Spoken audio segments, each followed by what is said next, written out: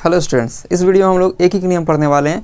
तो इस वीडियो को पूरा शुरू से अंत तक जरूर देखिए। इसके बाद आपको एक एक नियम की कोई समस्या नहीं रहेगी। एक एक नियम आपको पूरी तरह अच्छी तरह से आ जाएगा और एक एक नियम अगले क्लास में भी ज़रूरत पड़ने वाली है, इसीलिए इसे पूरा देखें।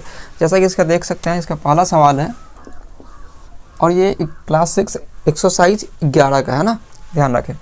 1 नंबर सवाल कहा जा रहा है कि 8 किलो चीनी का मूल्य दिया हुआ है 240 रुपये, तो 12 किलोग्राम चीनी का मूल्य ज्ञात कीजिए। तो सीधी सी बात, जितना का दिया रहता है 8 किलो को दिया गया है, तो हम सबसे पहले क्या करेंगे, 1 किलो का निकालेंगे। ठीक, 1 किलो का निकल जाएगा, उसके बाद 12 किलो का निकालेंगे। अब कैसे निकलेगा, तो 8 किलो चीनी का दाम दिया गया है, जितना उतना में 8 से भाग कर देंगे तो 1 किलो का मिल जाएगा। फिर क्या करेंगे, 1 किलो का जितना निकल गया है उसमें गुना कर देंगे जितना का कहा जा रहा है। नहीं समझ में आया?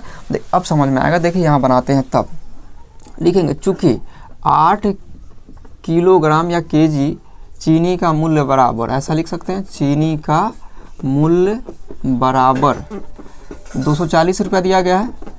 हम निकालेंगे 1 किलो का, तो इसको इसीलिए करेंगे, ये चूँकि है ये इसीलिए है। 1 केजी चीनी का मूल्य बराबर 240 रुपया है 8 किलो का दाम, और 1 किलो का निकालने के लिए इसी 8 से हम इसमें भाग कर देंगे। ठीक, तो निकल जाएगा कितना, 30 रुपया। समझ में आ गया बात?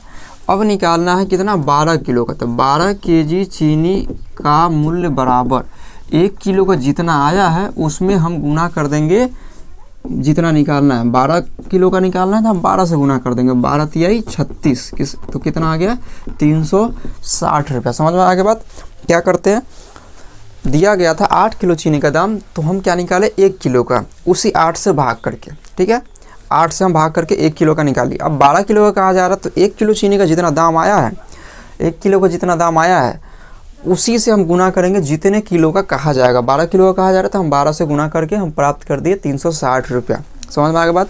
दूसरा सवाल दिया है, किसी व्यक्ति ने एक पुस्तक की 3 प्रतियाँ 75 रुपये में खरीदी, तो बताइए कि 300 रुपये में वह कितनी प्रतियाँ खरीदेगा। तो लिखेंगे चूँकि पुस्तक की 3 प्रतियों का मूल्य दिया हुआ है, प्रतियों जितना दिया जाता है पहले लिखेंगे, है ना, प्रतियों का मूल्य बराबर 75 रुपये ऐसा दिया गया है।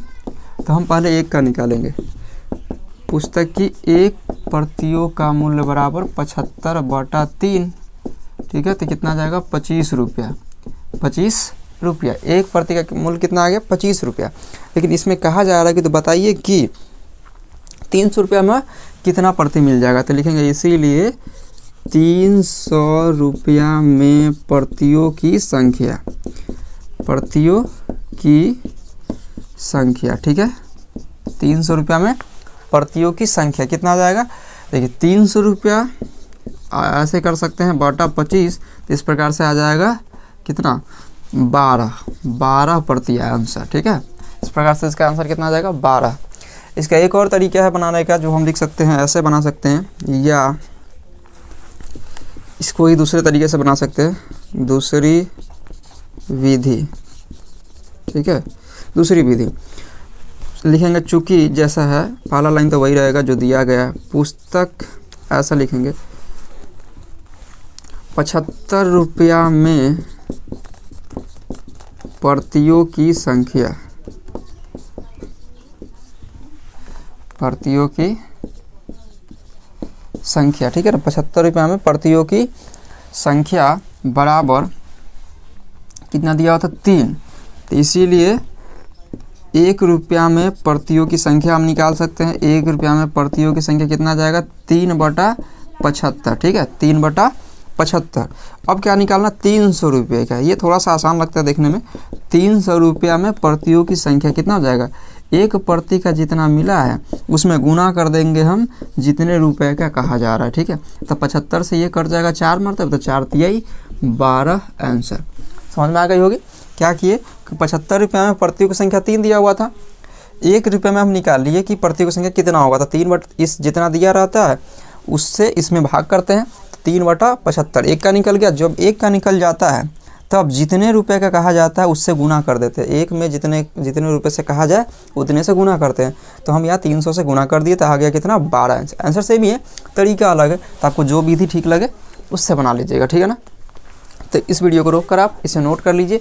हम बनाएंगे इसका अगला सवाल। अब वीडियो को रोक कर नोट करते चले। देखिए 3 नंबर सवाल कहा जा रहा है कि यदि 3 दर्जन केले का मूल्य दिया हो 45 रुपया, तो बताइए कि 22.50 रुपये में कितना केला मिलेगा। ठीक है ना। देखिए इसको भी दोनों विधि से बना सकते हैं। देखिए 3 नंबर सवाल, चूँकि हम ऐसा लिख सकते हैं कि 45 रुपया में किलो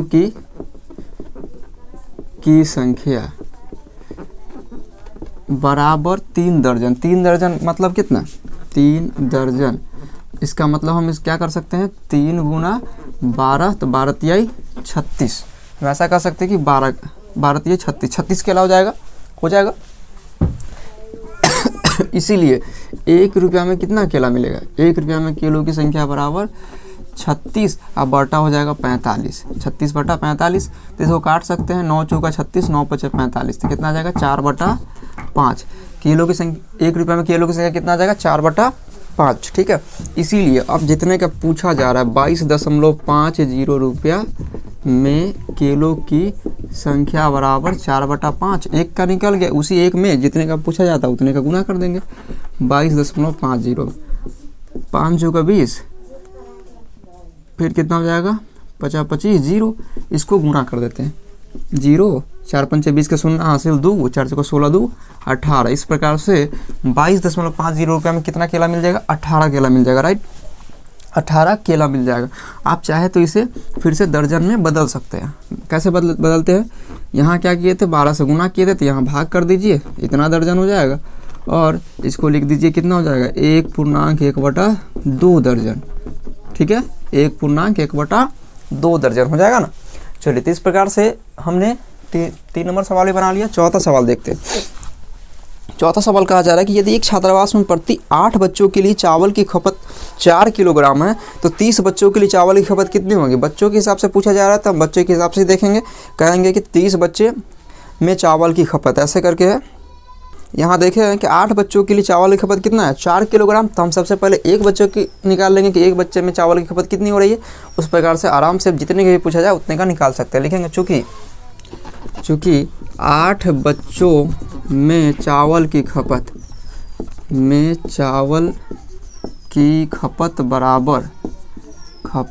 बराबर कितना किलो है?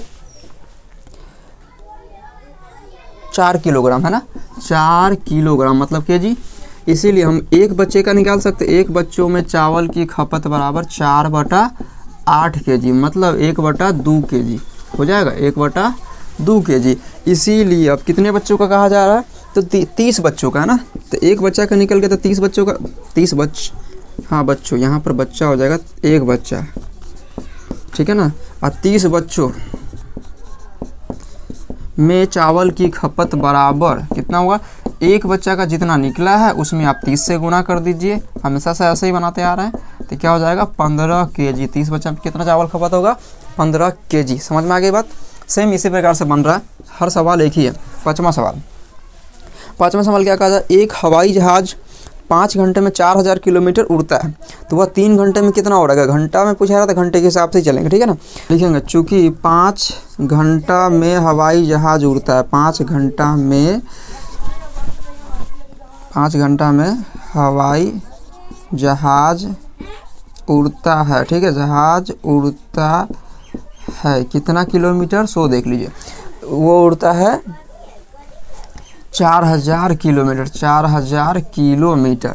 हम सबसे पहले क्या निकालेंगे? 1 घंटा में कितना उड़ता है? 1 घंटा में हवाई जहाज़ उड़ता है 4000 किलोमीटर।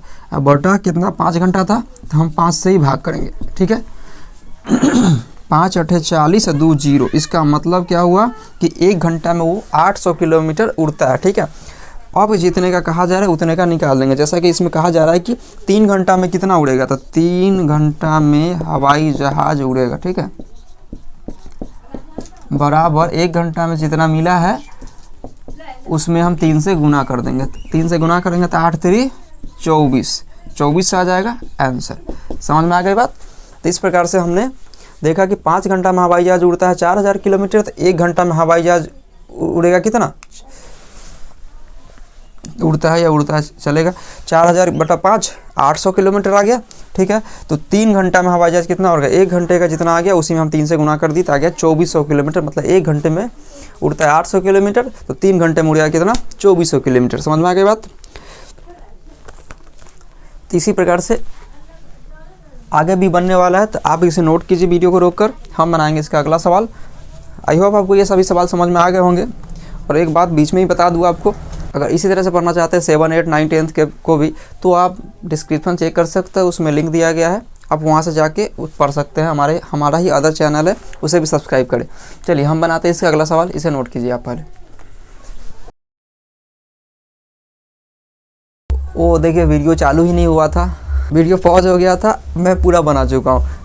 तो ठीक है, चलिए हम इसको समझा देते हैं, आपको समझ में आ जाएगी। पिछला सवाल अगर आपको समझ में आ गई तो वो ये भी समझ में आएगी, तो फिर से पूरा मिटाना होगा, फिर से पूरा बनाना होगा, फिर है ना, तो थोड़ी टाइम कंज्यूमिंग हो जाएगी। तो देखिए सीधी से बात समझ लीजिए। 6 नंबर सवाल कहा जा रहा था कि 22 मीटर कपड़े का मूल्य दिया हुआ है 704 रुपया, तो हमें 20 मीटर कपड़े का मूल्य निकालना था, है ना। समझा देता हूँ, समझ में आ जाएगी। तो क्या किए, 22 लिखे, चूँकि 22 मीटर कपड़े का मूल्य 704 रुपया है, तो इसीलिए 1 मीटर कपड़े का दाम निकालने के लिए क्या करेंगे, जितना दिया हुआ था उसमें 22 से भाग कर देंगे, तो आ गया 1 मीटर का दाम कितना आ गया 32 रुपये। 1 मीटर का दाम कितना आ गया 32 रुपये। समझ में आई बात। इसीलिए 20 मीटर कपड़े का दाम निकालने के लिए क्या करेंगे, जितना 1 मीटर का आया है उसी में हम 20 से गुना कर देंगे। 32 रुपया आया 1 मीटर का दाम, 32 रुपया आया 1 मीटर का दाम, तो हम 20 मीटर का निकालने के लिए क्या करेंगे, 20 से गुना कर देंगे। ठीक है, 20 से हम गुना कर दिए, कितना आ गया 640 रुपया आंसर। समझ में आ गया बात। अब देखिए अगला सवाल है 7 नंबर। देखिए 7 नंबर सवाल कहा जा रहा था कि 3 घंटे में एक कार 165 किलोमीटर की दूरी तय करती है। 3 घंटे में एक कार 165 किलोमीटर की दूरी तय करती है, तो उसी में अलग अलग सवाल था। 1 नंबर सवाल था कि बताइए कि 440 किलोमीटर दूरी तय करने के लिए, 440 किलोमीटर दूरी तय करने के लिए वह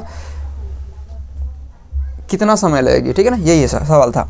तो हम क्या किए, लिख दिए, चूंकि यहाँ हम इसको तरीका बदल देते हैं। आप 7 नंबर यहाँ से स्टार्ट करना, है ना। दूसरी विधि को आप पहली विधि बना लीजिए। दूसरी विधि क्या बनाइए, ये आसान है, आप इसी विधि से बना लेते हैं।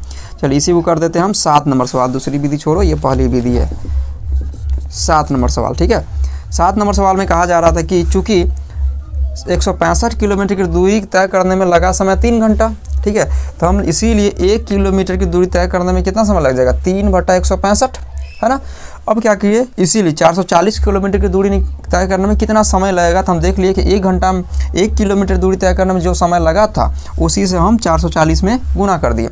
यही होता है, 1 का जितना होता है उसी से गुना करते जितने का निकालना होता है। तो 1 घंटे का यहाँ पर 1 किलोमीटर का आ गया था 3/165 और निकालना था 440 किलोमीटर का, तो हम 440 किलोमीटर से गुना कर दिए। ठीक, तो काट उठ के आ गया 8 घंटा। कितना आ गया 8 घंटा आंसर। अब इसी का दूसरा सवाल था 7 का ही, ये यहाँ रहने देते हैं।